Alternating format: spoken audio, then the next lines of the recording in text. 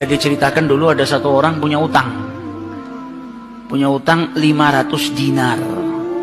Dia punya utang banyak sama orang, kemudian datang waktunya semua pada nagih, maka dia kebingungan, nggak punya uang. Akhirnya dia pergi ke salah seorang saudagar, dia pinjam uang 500 dinar. Diberikan sama saudagar tadi. Sebelum diberikan ditanya, kapan mau kau kembalikan uang ini? Maka dia berkata, insya Allah di tanggal sekian saya kembalikan. Uang itu diambil, dia bayarkan hutangnya satu persatu. Selesai dibayarkan tidak tersisa uangnya. Gak ada sisa modal untuk dia putarkan supaya bisa bayar utangnya yang 500 dinar ini. Karena apa? Memang dia pinjam sesuai dengan kadar hutangnya. Sampai ketika datang waktu jatuh tempo, yang punya uang datang ke rumahnya nagih, mana uang 500 dinar yang kau pinjam? Kau janji hari ini akan melunasinya. Maka dia bilang, demi Allah sepeser pun saya nggak punya. Saya belum mendapatkan apa-apa untuk saya bayarkan kepada dirimu. Maka yang punya uang nggak mau tahu. Engkau janji tanggal sekian mau kau bayar, sekarang sudah jatuh temponya, maka bayar hutangmu sesuai dengan ucapanmu. Dia bilang, saya nggak punya. Kalau begitu ayo pergi ke Qadhi, pergi ke hakim. Nggak benar ini perbuatanmu. Maka yang utang tadi dibawa sama yang punya uang ke hakim. Diceritakan perkaranya, ditanya sama hakim, kenapa tidak kau bayar hutangmu? Bukankah engkau berjanji hari ini akan melunasinya? Dia bilang, iya saya berjanji, tapi saya nggak punya uang. Saya bukan pengkhianat, bukan orang yang mau berdusta. Kalau berdusta saya akan bilang saya nggak punya uang. Nggak ada perjanjian di sini, nggak ada bukti. Tapi saya ngaku kalau saya punya hutang dan hari ini saya nggak punya uang untuk saya bayarkan. Maka Qadhi berkata, apa kalau begitu kau melanggar janjimu, maka engkau harus dihukum, engkau harus dipenjara. Maka yang utang tadi bilang apa? Kalau begitu ya sudah, kalau memang hukumannya saya harus dipenjara karena saya nggak bayar utang, ya sudah saya terima. Tapi tolong berikan saya waktu 1 hari. Saya mau kembali ke rumah saya mau izin dengan istri dan anak-anak saya. Besok saya akan kembali ke sini lagi dan masukkan saya ke dalam penjara. Maka sang hakim berkata apa? Bagaimana mungkin saya bisa percaya dengan dirimu? Siapa yang menjamin dirimu? Kalau ada yang menjamin kau bakal kembali ke sini, maka saya lepaskan. Dia bilang, ya Qadhi, kalau saya niat lari, sudah dari kemarin-kemarin saya lari. Kalau saya niat lari, saya nggak datang ke sini. Maka percayalah saya akan kembali di esok hari. Maka kata Qadhi, jaminannya apa? Akhirnya lelaki tadi bilang apa? Jaminannya yang menjamin saya adalah Rasulullah SAW. Maka sang hakim bingung. Maksudmu yang menjamin Rasulullah ini bagaimana? Dibilang, ya hakim, kalau saya besok nggak kembali ke tempat ini, saya bersedia ditolak menjadi umatnya Nabi besar Muhammad SAW. Ini tidak main-main sumpahnya. Dan ini bukan sembarang orang, memang orang yang soleh. Dia bilang, berikan saya waktu sebentar, saya kembali kepada keluarga saya pamit dengan istri saya, besok saya kembali. Saya bersumpah dan saya siap dikeluarkan dari umatnya Rasulullah, nggak dianggap sama Rasulullah kalau sampai saya berdusta. Maka si hakim tadi mendengar sumpahnya seperti ini, akhirnya dipercaya, kalau begitu kembalilah. Maka dia kembali ke rumah, dia ceritakan kepada istrinya, dia minta izin sama istrinya, suamimu ini mungkin besok di penjara karena nggak bisa bayar utang. Kata istrinya, kalau kau dihukum penjara, terus apa yang bisa membuatmu keluar sekarang ini? Kok tidak langsung di penjara, kok bisa kembali ke rumah? Kata suaminya, karena saya mendapatkan jaminan. Dari siapa? Dari Rasulullah. Dia ceritakan, saya bersumpah kalau saya nggak kembali di esok hari, saya rela tidak dianggap sebagai umatnya Rasulullah SAW. Maka istrinya berkata, selagi engkau ini mendapat jaminan dari Rasulullah, atau kau menjaminkan Rasulullah SAW, maka ayo kita perbanyak sholawat. Semoga Nabi besar Muhammad SAW benar-benar menjamin dirimu. Karena sholawat itu manfaatnya besar. Sholawat ini berkahnya luar biasa.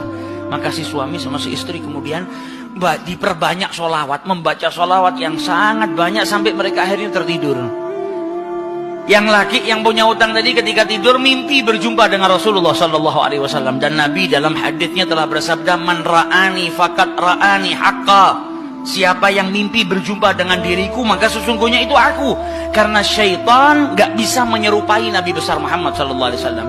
Dan orang yang dalam hatinya ada mahabbah, orang yang rindu, orang yang membersihkan dirinya, orang yang memang benar-benar ingin berjumpa dengan Rasulullah SAW, akan diperjumpakan oleh Allah Subhanahu Wa Taala dalam mimpinya ataupun dalam keadaan yaqdzatan. Karena Nabi pun menjelaskan ada orang-orang yang bisa melihat Rasulullah SAW dalam keadaan sadar.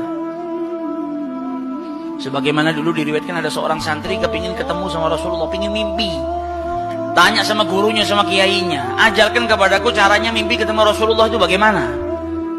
Kata kiainya, apa? Gampang. Nanti malam kau makan ikan asin yang banyak, setelah makan jangan minum, kau tidur. Maka dia bingung, apa hubungannya ikan asin dengan mimpi ketemu Rasulullah? Praktekkan.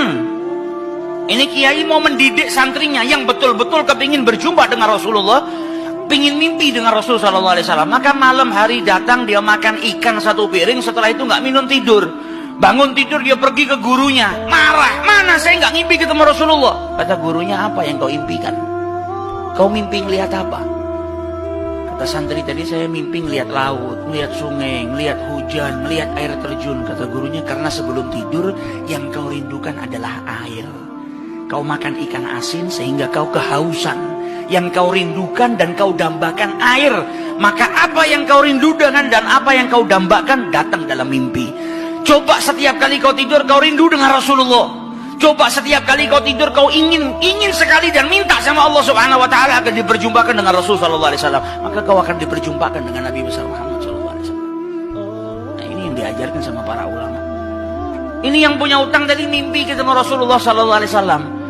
Dalam mimpinya apa kata Rasulullah? Kau jangan takut, jangan gelisah. Orang yang mahabbah.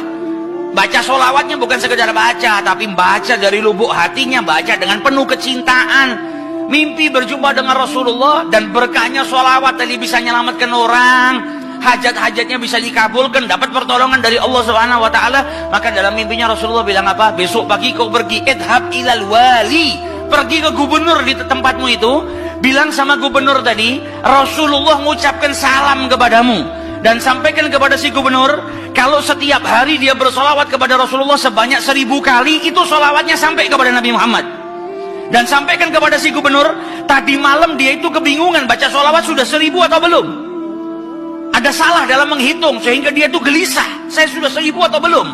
Maka sampaikan kepada gubernur itu, bahwasanya solawatnya sudah sampai 1000, jadi dia nggak perlu gelisah. Bangun dari tidur, dia mau kembali ke Gaudi, tapi sebelumnya dia pergi ke wali. Pergi ke gubernur tadi. Sampai di rumahnya gubernur, dia sampaikan, wahai wali, wahai gubernur, Rasulullah menitipkan salam kepadamu. Kaget dia. Orang yang selama ini dia sholawati, gubernur ini gubernur yang cinta kepada Rasul Sallallahu Alaihi Wasallam. Tiba-tiba ada orang yang datang, bawakan salam dari Rasul Sallallahu Alaihi Wasallam. Nabi Muhammad berkata kepadamu, wahai gubernur, sholawatmu yang kau baca 1000 kali setiap hari sampai kepada Rasulullah. Dan tadi malam ketika engkau kebingungan sholawatmu itu sudah 1000 atau belum, ternyata sudah 1000. Nabi ngabarkan kau jangan takut, jangan gelisah, karena sholawatmu seperti biasa, istiqomah kau baca, jumlahnya sudah 1000. Dan Nabi Muhammad minta engkau bantu diri saya untuk melunasi hutang. Maka saking gembiranya dapat salam dari Rasulullah, dapat kabar kalau sholawatnya yang selama ini dia baca sampai kepada Rasul Sallallahu Alaihi Wasallam. Ditanya utangmu berapa? 500 dinar. Diambilkan 500 dinar dari Baitul Mal. Setelah itu diambilkan lagi 2500 dinar dari uang pribadinya. Ini hadiah buat dirimu karena kau datang bawa kabar gembira kepadaku, yaitu Rasulullah Sallallahu Alaihi Wasallam mengucapkan salam kepadaku. Mahabbah. Kita belum tentu, kalau mungkin andai ada orang yang mimpi berjumpa dengan Rasulullah, kemudian Nabi mengucapkan salam kepada kita, belum tentu kita bahagia sampai bisa mengeluarkan harta seperti itu. Tapi orang-orang yang mahabbah, kecintaannya sama Rasulullah luar biasa. Maka dia pulang dari rumahnya si gubernur tadi bawa uang 3000 dinar. Utangnya cuma 500 dinar. Berkat sholawat dia bisa melunasi hutangnya. Maka dia pergi ke rumah qadhi, sebagaimana janjinya dia akan kembali. Dia ketuk pintu rumah qadhi, maka qadhi tadi ketika buka pintunya langsung memeluk orang tersebut, nangis yang luar biasa dan berkata apa? Alhamdulillah, berkat dirimu tadi malam saya mimpi ketemu Rasulullah Sallallahu Alaihi Wasallam. Kata Rasulullah apa? Kalau engkau membantu orang yang punya utang itu untuk melunasi hutangnya, maka aku akan membantumu kelak di hari kiamat. Diambilkan uang 500 dinar, diberikan kepada orang tersebut. Sampai Ghazinya pun diimpiin sama Rasulullah SAW. Keluar dari rumahnya Ghazi bawa uang berapa? 3.500 dinar. Dia pergi ke tempat orang yang dia utangi mau bayar utangnya.